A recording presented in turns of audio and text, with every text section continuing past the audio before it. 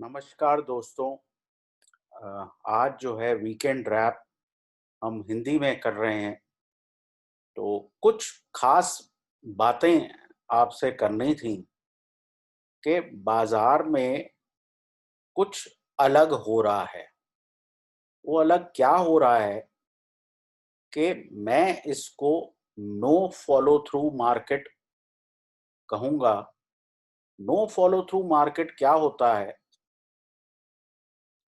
उसका मतलब ये है कि आप जब भी गैप अप करते हैं तो उसके बाद आपको आगे अपसाइड नहीं मिलती।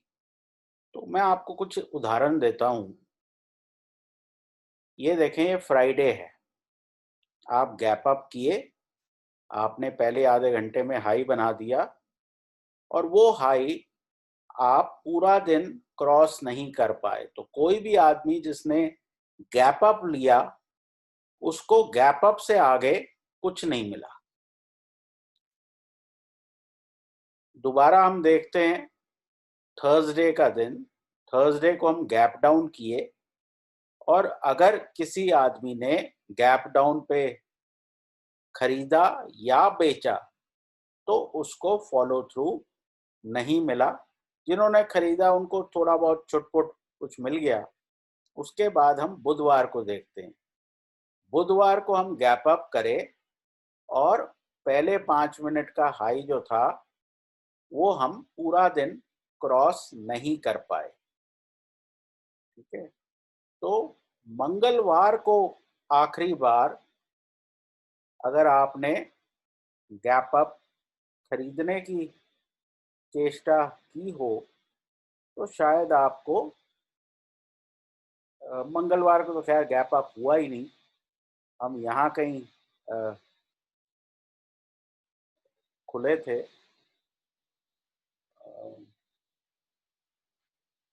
एक सेकंड।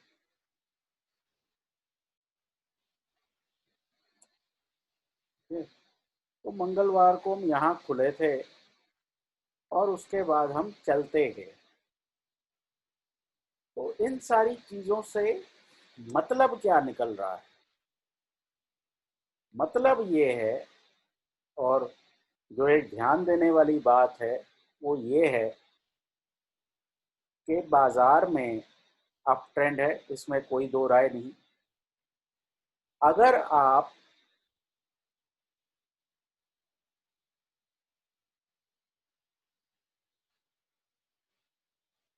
गैप अप के बाद खरीद रहे हो तो आपको उससे ज़्यादा कुछ नहीं मिलता और अक्सर बाजार नीचे आ जाते हैं।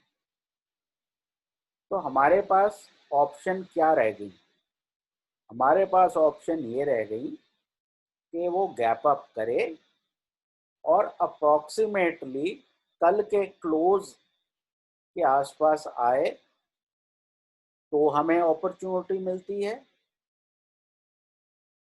या वो गैप डाउन करे और वहां से आप खरीदारी करें तो आपको अपॉर्चुनिटी मिलती है। ये आज की मार्केट का गुर है।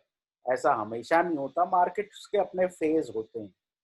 हमारे यहाँ इतना पैसा नहीं आ रहा तो गैप अप के बाद खरीदारी 10 में से 8 बार नहीं मिलती।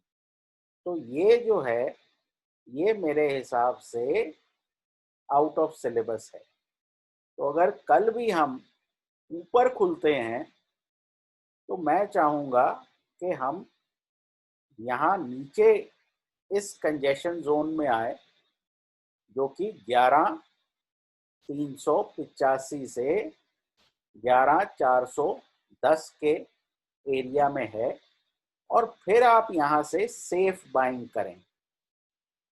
अगर बाजार खुलता है गैप अप और चलता जाता है तो उसमें पार्टिसिपेट करना मेरे हिसाब से खतरे से खाली नहीं है। तो मैं जो है इस तरह का एक्शन चाहता हूँ। अगर आपको अच्छी डिफेंसिव ट्रेडिंग करनी है, अग्रेसिव ट्रेडर यहाँ भी ले सकता है, लेकिन इसका जो है ये हशर होने का बहुत अच्छा चांस है। मेरे हिसाब से बाजार ऊपर की तरफ जा रहे हैं, लेकिन वो वैसे जाएंगे जहां पे इंट्राडे ट्रेडर को कुछ खास फायदा नहीं होगा, गैप अप होगा और फाइनली मार्केट गैप से बंद हो जाएगी और इंट्राडे मूवमेंट शायद लार्ज कैप इंडाइसेस में नहीं मिलेगी। बैंकों में भी थोड़ी सी तेजी निफ्टी के मुकाबले ज़्यादा है, लेकिन मेरे हिसाब से बैंक निफ्टी में भी अगर आप गैप अप को खरीदते हैं तो उसके बाद आपको ज़्यादा फॉलो थ्रू शायद ना मिले। तो बैंकों में भी हमारे पास ये कंजेशन जोन है। हमारा अनुमान ये है कि हम शायद यहाँ कहीं खुलेंगे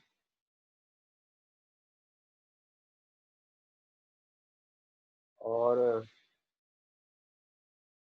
ऊपर खुलने के बाद हम यहाँ तक नीचे आएंगे और फिर वापस जाएंगे। ये एरिया है कुछ 22,350 से 22,250 तक। तो इस एरिया में अगर आप आते हैं तो स्टॉप आप यहाँ नीचे लगाएं और जैसे ही एरिया रिजेक्ट होता है तब आप खरीदारी करें। स्टॉप लॉस कंजेशन जोन्स के नीचे लगते हैं। ठीक है, यहाँ हमारा टारगेट 22,800 23,000 तक हो सकता है, कल नहीं लेकिन आने वाले हफ्ते में, क्योंकि ऐसा लगता है कि निफ्टी ऊपर की तरफ ब्रेकआउट करने वाला है। कुछ इंडिविजुअल स्टॉक्स की अगर बात करें तो मेरे हिसाब से दो शेयर मुझे नज़र आए हैं। एक है HDFC बैंक,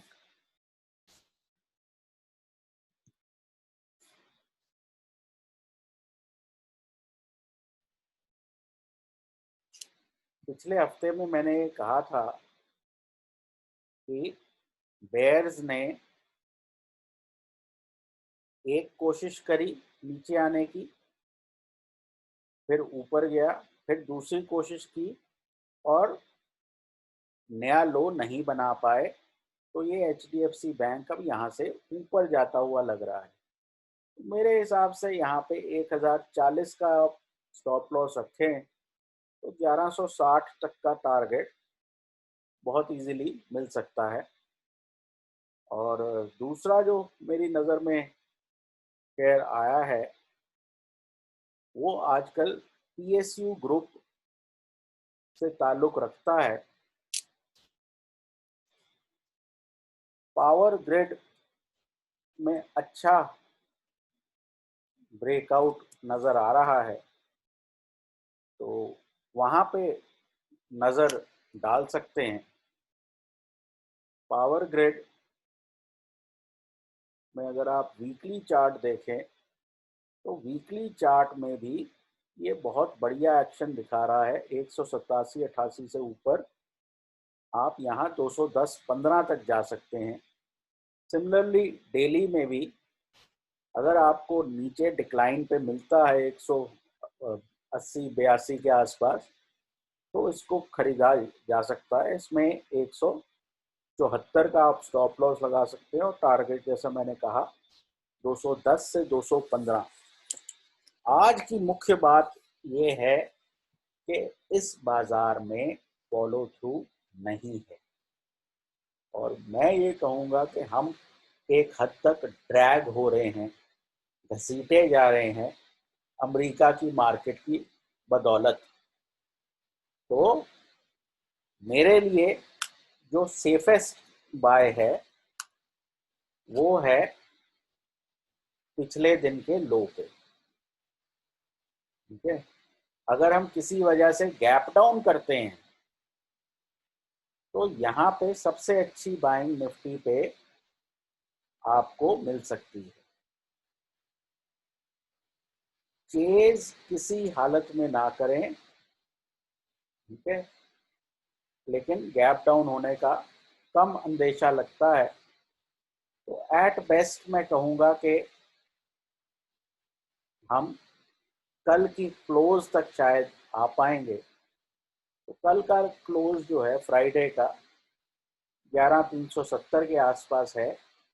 तो कल का क्लोज निफ्टी और बैंक निफ्टी में मेरे हिसाब से अच्छा सपोर्ट है, जहां से आप ले सकते हैं। वो मोटा मोटा पिवट भी होता है। तो हाई, लो और क्लोज मेरे तीन इम्पोर्टेंट लेवल होते हैं। और मेरे हिसाब से अगर हम डिक्लाइन करके कल के क्लोज तक आते हैं तो हमें वहां पे खरीदारी करनी चाहिए। एक बात मैं और कहूँगा, ये देखना ज़रूरी है कि आप कल के क्लोज तक कैसे आते हैं। अगर आप बहुत प्यार से आते हैं तो ठीक है। अगर आप क्रैश करते हैं कल के लो की तरफ, तो आप कल के क्लोज की तरफ, तो आपको उस क्लोज को खरीदना अवॉइड करना चाहिए। ये बहुत ज़रूरी है ये देखना कि बाज़ार पहले गैप अप के बाद अगर गैप अप होता है तो वहाँ से करेक्ट कैसे करता है। ठीक है, लेकिन लेना किसी भी हालत में कल के क्लोज के पास ही है, जो कि एक सेफ बाइंग है। ये जो कंजेशन है, अगर आप मोटा मोटा देखें तो इसका लोअर एंड कल का क्लोज ही है। तो ये 70-80 वाला जो जोन है, ठीक है, यहाँ तक मार्केट आ सकता है। तो फिलहाल के लिए इतना ही। मेरे हिसाब से जो मैं कहना चाहता हूँ वो आप लोग समझ रहे होंगे कि इंट्रा डे में तेज ना करें। अगर आपको स्विंग पोजीशन भी बनानी है और किसी वजह से हम पहले ऊपर जाकर फिर करेक्ट करें, तो स्विंग बेसिस पे भी आप 11,500 वगैरह की कॉल ले सकते हैं। लेकिन इस तरह के डिक्लाइन में कोई भी चीज़ आपने चेज करी तो उसमें आपको फायदा नहीं होगा। तो फिलहाल के लिए इतना ही। टेक केयर, ट्रेड वेल, और अपने फाइनेंशियल एडवाइज़र से ज़रूर कंसल्ट करें।